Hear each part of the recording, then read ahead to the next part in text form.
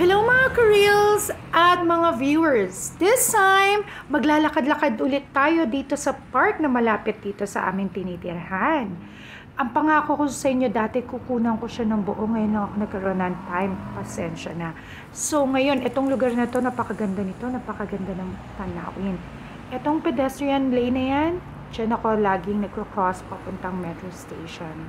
At dyan, yung building na yan, diyan tayo papunta sa flat namin. Ayan, lakad na tayo.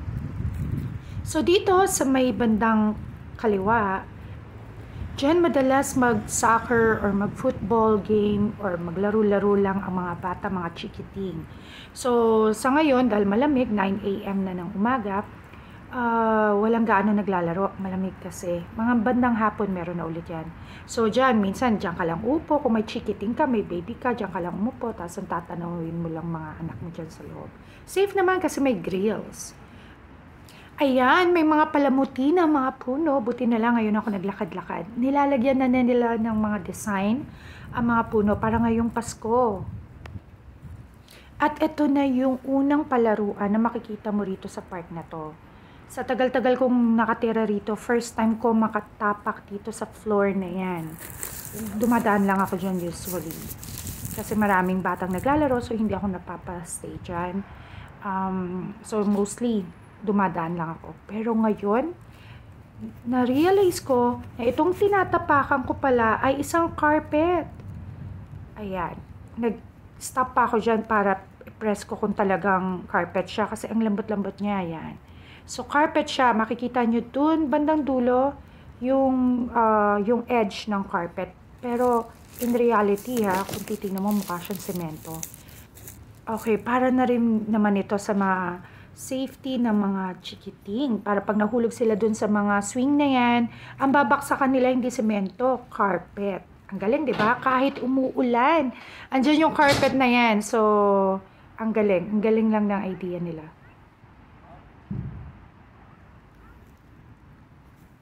Iyan, labas na tayo sa unang phase ng park na to. Unang phase talaga. Dito lang ako usually naglalakad-lakad. Dito naman sa area na to, dito ako lang lagi naglalakad. Pa-uwi, pabalik ng flat, kanyan, or may bibilin.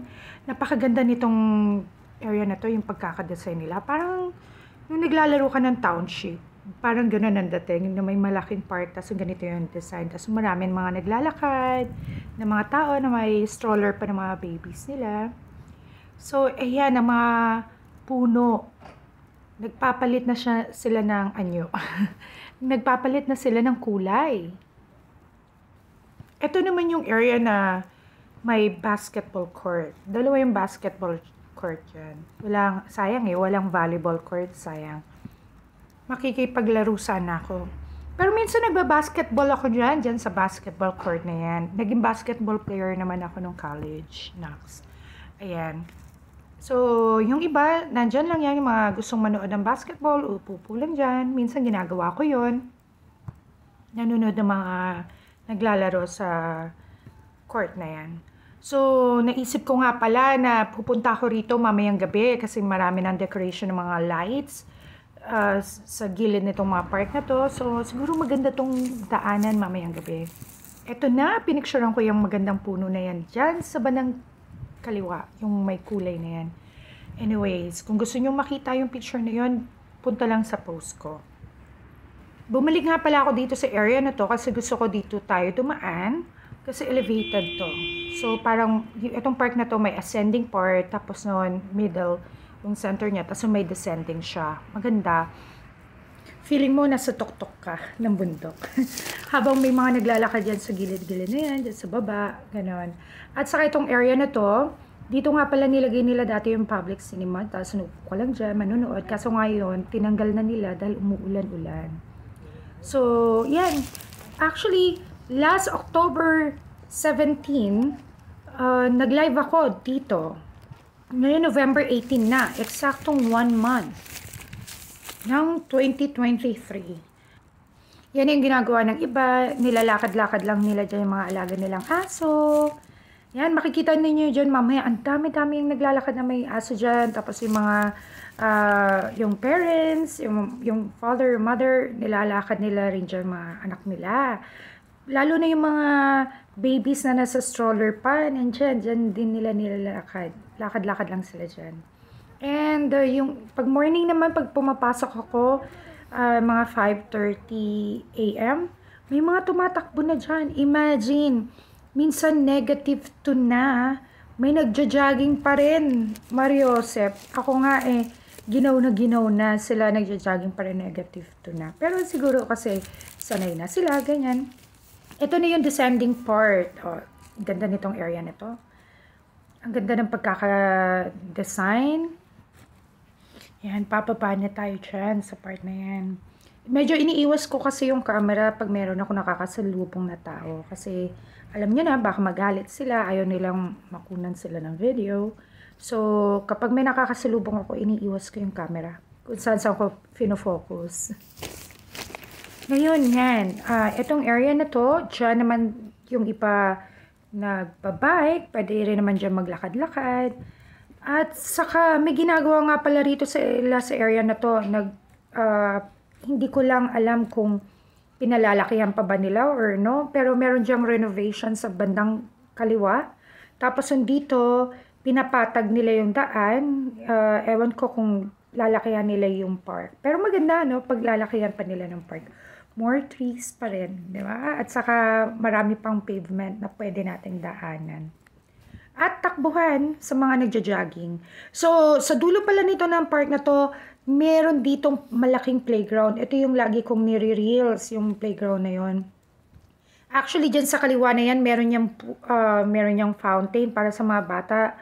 Yung mga bata dyan, pag nakakarating na doon, tanggal na lang sila ng t-shirt, tapos takbo-takbo na lang sila doon, naliligo na sila, di ba? Sabon na lang ang kulang. Yan. Sa dulo pala, may nakikita na akong dalawang may hawak ng aso. Tapos yung dalawang aso niya, nag-meet sila, ganyan. Kahit ang owners ay hindi magkakilala, meron silang chance na makapag-usap kasi yung mga aso nila gusto makipaglaro sa isa't isa. Yun ang nakakatuwa doon. Inaalaw nilang makipaglaro ang aso nila sa ibang aso. So, ito na. Malapit na tayo sa playground. Imagine, ganito po kalaki, kalawak ang park na to. So, yung pinakita ko sa inyo ay parang nasa 1/4 lang yon yung dating mga reels ko. So, ito na yung buong video ng park. Wala akong kinat. Para makita ninyo ng buo yung park. Ito na ang playground para sa mga bata. Malapit na rin tayo sa ang aking flat. Ayan, may tumatakbo pa dyan sa harapan ko. Actually, napakalamig na. Actually, nung naglakad-lakad ako, mga nasa 2 degrees or 1 degree na yata yun kanina. Malamig na siya. Actually, ito, hawak-hawak ko yung video, yung camera ko.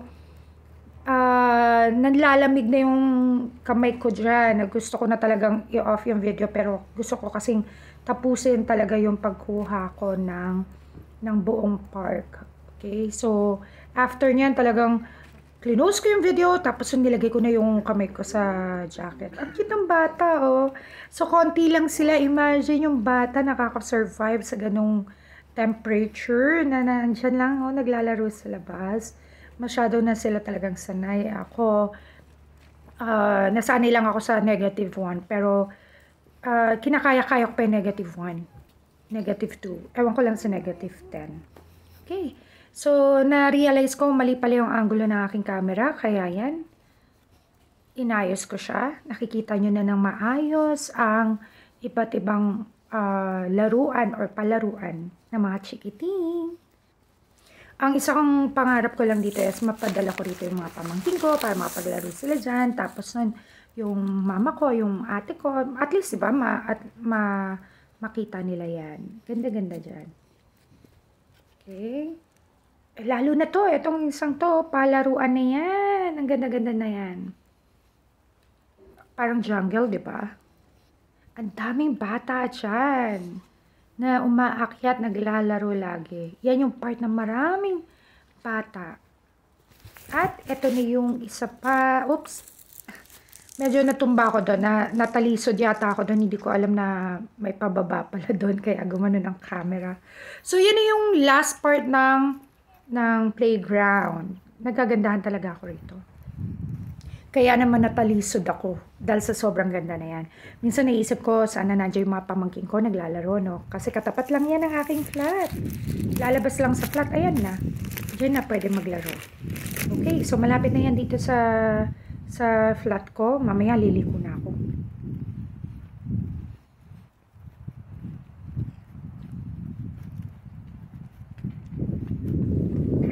Tagal ko naman lumiko. Ayun! Lumiko na ako. Yan na yung gate. Papunta sa flat namin. Pero hindi masyado pa naayos yung gate. Kasi itong mga buildings na to, mga bago lang yan. Last year lang yata yan na itayo. So, bago pa lang lahat yan actually. So, yan na. Pauwi na ako. Pauwi na ang pinsan ni Dora. Okay, bye-bye.